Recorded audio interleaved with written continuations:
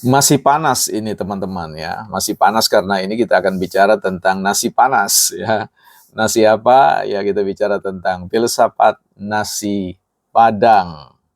Ya, tentu teman-teman sudah tahu viral di media sosial tentang salah satu razia ya, bukan rahasia di bulan puasa, bukan juga rahasia tentang kafe dan yang lain-lain, tetapi ini khusus rahasia tentang harga nasi Padang yang dianggap kelewat ya, murah ya. Nah, kita akan bahas barang ini di Bukan Ahli Filsafat, tempat di mana kita duduk-duduk bersama untuk belajar ya, menata pikiran atau menajamkan pikiran kita supaya kita bisa ikut memahami dinamika sosial politik dan rame-rame kita berbagi perspektif untuk kebaikan bersama.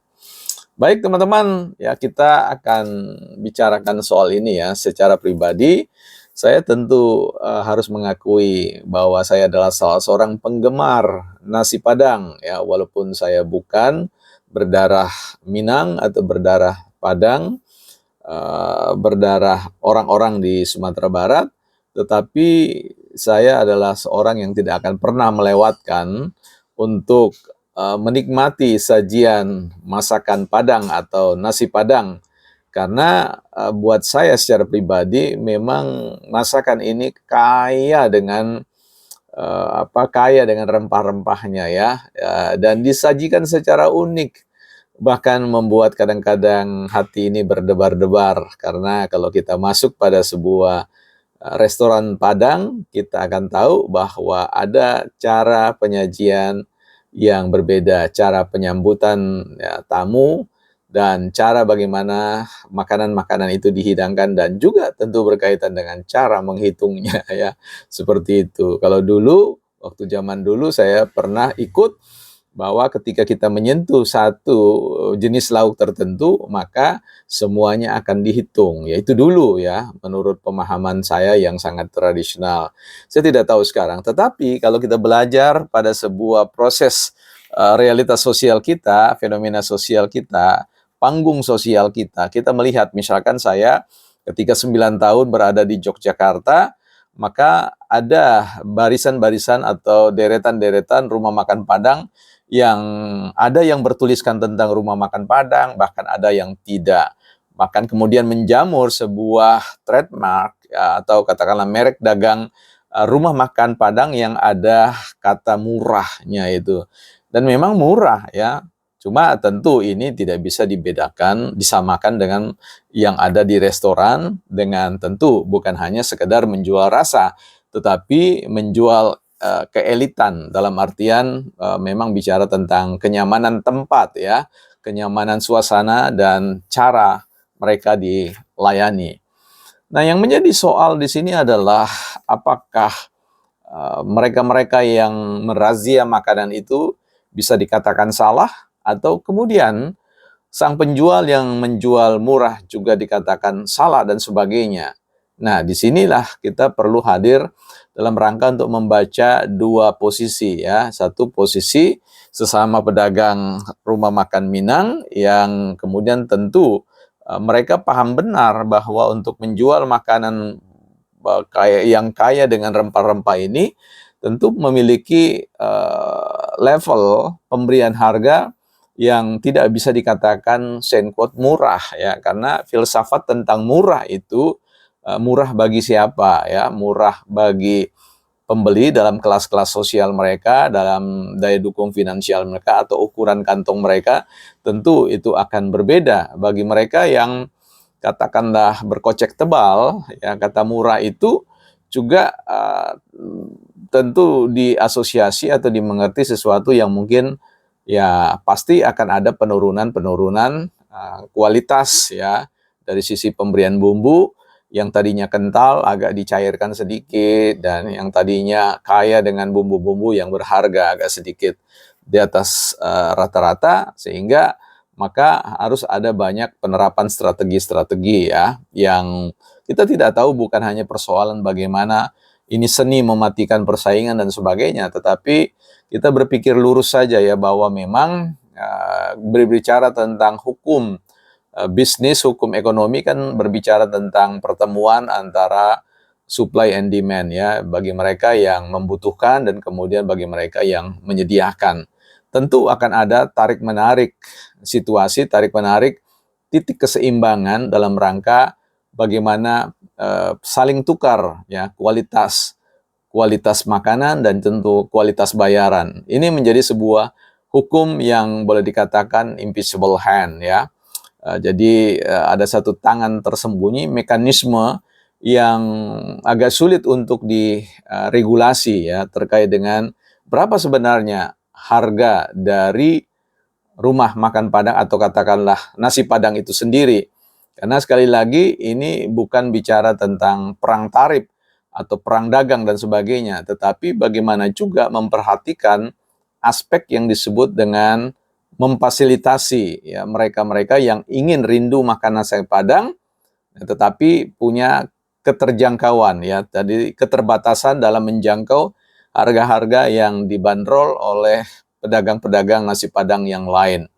Saya kira ini berbicara tentang ya semacam kearifan ya, kearifan bersama untuk memahami bahwa sebuah produk itu akan dijual oleh para penjual yang berbeda-beda target-target buyernya ya, target-target pembeli atau konsumen-konsumen mereka.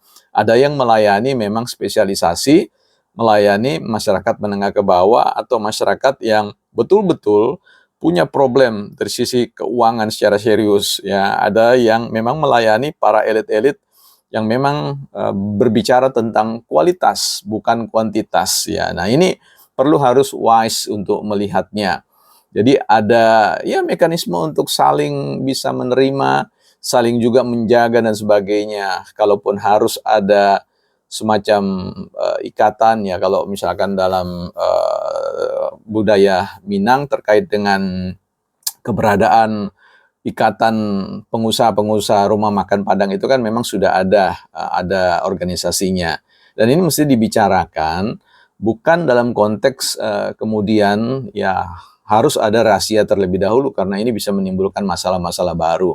Kalau kita bicara tentang nasi Padang ini ya, jadi memang nasi itu kan memang bukanlah bahan yang bisa diklaim tentang hak ciptanya ya.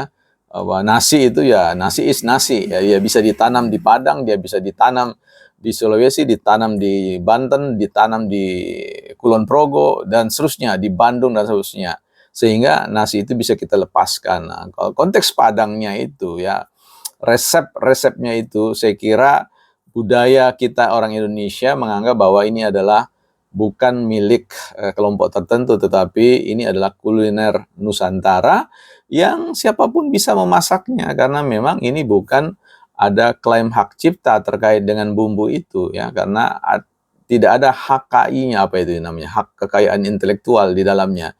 Karena antara cita rasa dari rumah Padang yang satu dengan yang lain itu biasanya ada yang kalau dikecap itu wah, ya memang ini kesannya kuat di sisi santannya. Wah, ini kuat dari sisi bumbu-bumbu tertentu ya, spesial apalah gitu ya. Apakah mericanya atau apa, kurang tahu persis ya, karena kita ini cuma penikmat, kasihan orang bilang begitu. Jadi di titik ini kita mesti wise ya untuk melihat bahwa rumah makan Padang, nasi Padang bisa saja dimasak oleh seorang Madura, seorang ya Betawi dan sebagainya juga. Kita soto Betawi pun bisa dimasak oleh orang Banjar, soto Banjar bisa dimasak oleh orang Toraja, ya. Orang soto Makassar bisa dimasak orang seorang dari katakanlah siapapun suku manapun ya, orang Papua dan sebagainya. Masakan orang Papua bisa dimasak oleh orang Ambon masakannya juga apa bedanya bisa dimasak orang Medan ya, arsiknya orang Medan bisa dimasak dengan orang-orang yang lain ya, dari suku-suku yang lain. Nah, ini merupakan sebuah kesepahaman yang tidak tertuliskan bahwa ini bukan persoalan nasi Padangnya, bukan persoalan soto Banjarnya, bukan persoalan soto Makassarnya, bukan persoalan nasi kuningnya atau apa dan seterusnya ya.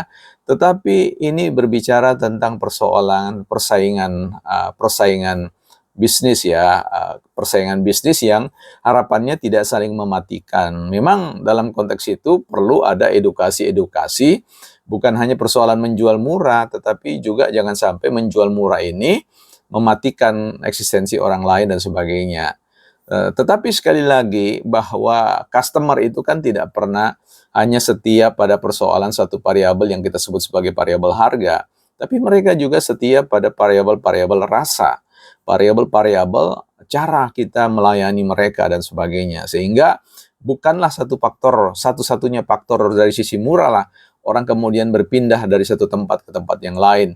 Mungkin saja pada saat itu ya mereka sedang berada dalam sebuah fase kemunduran secara finansial sehingga membutuhkan katakanlah pengalihan tempat makan yang citra rasanya ya 11-12 lah begitu ya, bisa merasakan kenikmatan warisan bumbu-bumbu dari masyarakat Padang yang tentu merupakan warisan kekayaan bagi Indonesia. Jadi kalau kita berbicara tentang filsafat nasi Padang, ini adalah cara kita dalam memahami realitas kenusantaraan kita, realitas kekayaan Nusantara kita, realitas perilaku masyarakat kita, perilaku mereka dalam membeli, perilaku mereka dalam menjual, perilaku mereka di dalam memberikan kesan-kesan positif, bahkan sign quote negatif terkait dengan eksistensi ya kuliner di Nusantara. So, saya kira kita perlu merayakan ya kuliner-kuliner ini bisa dimasak oleh siapa saja dan bisa dijual oleh siapa saja, tetapi tentu ada perasaan-perasaan, ada nilai-nilai tertentu yang saling, ibaratnya kita saling merasa lah bahwa kita juga perlu menghargai dari mana datangnya ini dan kemudian bagaimana budaya-budaya yang melingkupi nasi Padang itu, nasi bungkusnya, nasi penyajiannya, dan seterusnya ya, sate, Madura, wah itu semua bisa dimasak oleh siapapun ya, tidak terlepas dari persoalan dari mana dia datang, suku apa. Saya kira diskusi kita tentang persoalan nasi Padang ini tentu merupakan sebuah hal yang menarik untuk kita dalami ya, bersama-sama agar benar-benar kita menjadi Indonesia, masyarakat Indonesia yang diperkaya dengan jenis-jenis kuliner yang bisa disantap oleh semua keluarga dari semua lapisan golongan. Dan kita sama-sama mengatakan maknyus, enak, nasi Padang, wah, amazing. Bukan ahli filsafat.